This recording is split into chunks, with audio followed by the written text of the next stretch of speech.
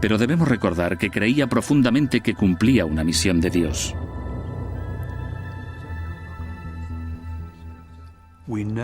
Sabemos por muchas partes del Evangelio que la propia familia de Jesús dijo que estaba loco. Sabemos que alguna de la gente que escuchaba sus enseñanzas dijo que estaba completamente chiflado. ¿Por qué molestarse en escucharle? Y cuando te están juzgando y puedes perder la vida por una visión que has tenido, por una vocación que tienes, debe volver a surgir la pregunta. Quizás hayas cometido un terrible error, y estoy seguro de que Jesús debe haberse enfrentado a esa cuestión una y otra vez durante su vida, y cada vez que se enfrentaba a ella, le daba la misma respuesta. No, puede parecer una locura, pero es lo que debo hacer. Esa noche hubo un último incidente que confirmó que Jesús era completamente consciente de lo que hacía. Tras la última cena, él y sus discípulos fueron al jardín de Getsemaní, fuera de las murallas de la ciudad. Los evangelios dicen que allí, por primera vez, Jesús empezó a tener dudas sobre su destino. Describen los acontecimientos como la agonía de Jesús.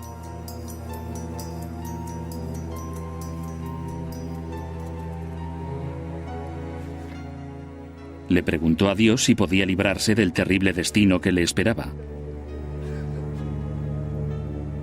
Es en este punto cuando se revela en su totalidad la complicidad de Jesús en su propia muerte.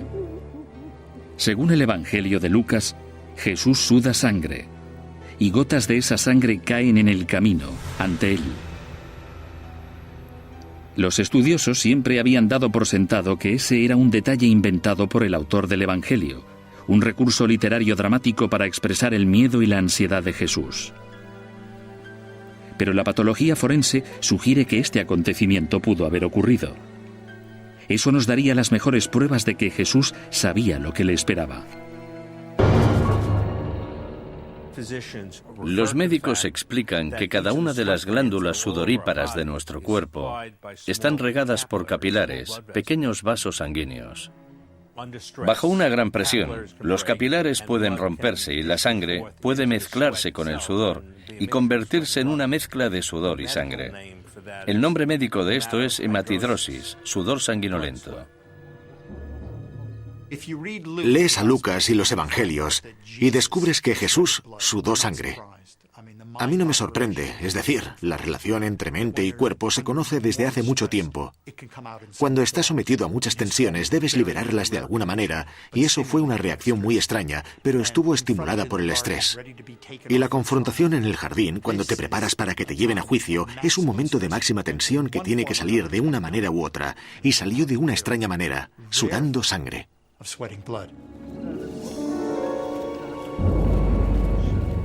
La idea de que Jesús fuese un cómplice de su propia muerte puede parecer controvertida, pero todos los hechos así lo demuestran.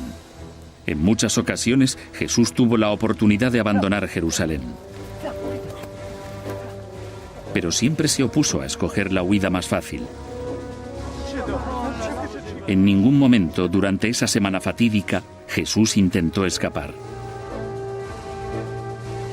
Se mantuvo en sus 13. Judas le traicionó con un beso y se desencadenó el terrible desenlace.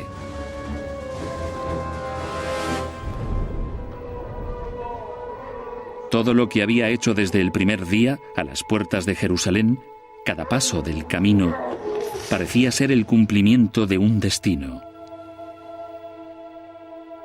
Las acusaciones contra Jesús eran graves.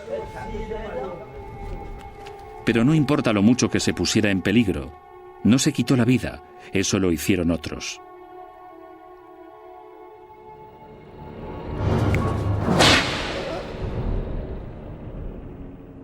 Repasemos las pruebas.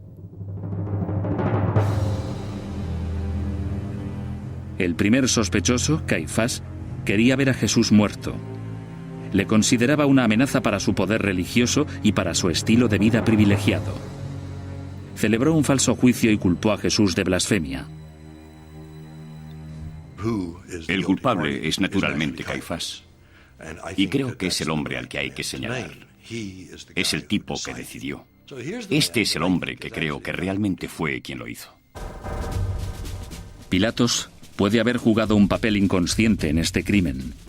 No vio ninguna amenaza en Jesús. Le declaró inocente. Pero Pilatos tenía el poder. Fue él quien ordenó la ejecución de Jesús. Claro que el que le acusó y le sentenció a muerte fue Pilatos, el gobernador romano. No hay discusión posible. Pilatos fue el responsable de ello.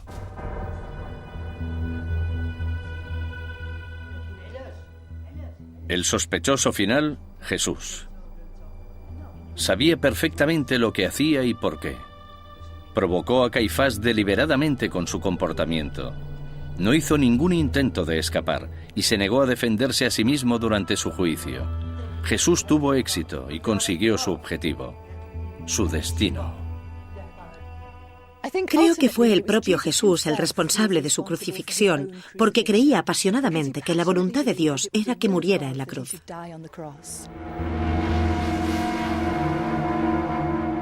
¿Quién fue responsable de la muerte de Jesús? Las pruebas sobre los tres sospechosos lo dejan claro. Claro, pero no sencillo. Todos lo son. De algún modo son los tres, pero de una manera diferente cada uno. Pilatos es sin duda un hombre culpable. Tiene las manos manchadas de sangre y lo sabe. Caifás es sin duda un hombre culpable. Es un político astuto que envía a un hombre inocente a la muerte. Jesús, yo no diría que era culpable en ese sentido. Jesús fue fiel a su vocación, aunque le condujera a la muerte. Poncio Pilatos mató a Jesús, pero le ayudaron. Caifás y los sacerdotes del templo le ayudaron acusando a Jesús. Caifás debía responder por eso. Y Jesús ayudó a Pilatos, corriendo el riesgo de proclamar su mensaje y sufriendo las consecuencias.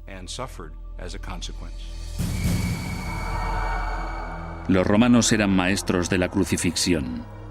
La ejecución pública de Jesús debía ser una lección para todo Jerusalén. Según los evangelios, la madre de Jesús fue llevada allí para que viera morir a su hijo. Los discípulos habían huido, probablemente temiendo por su vida. Podían ser los siguientes.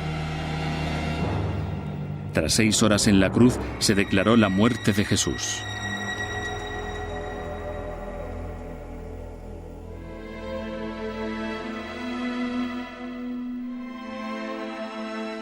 Un capítulo de la vida de Jesús había acabado, pero la historia no había hecho más que empezar.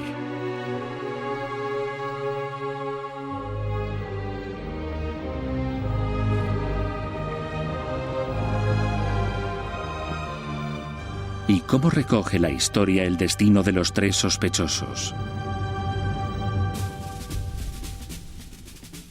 Pilatos fue llevado a Roma para ser juzgado por tratar brutalmente a los judíos.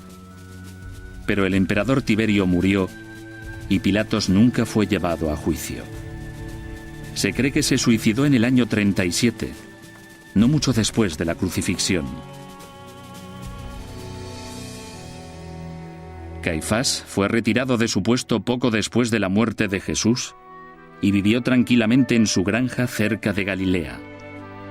Está enterrado en Talpiot, en Jerusalén. Jesús siempre será una figura importante en la historia del mundo y en la fe religiosa.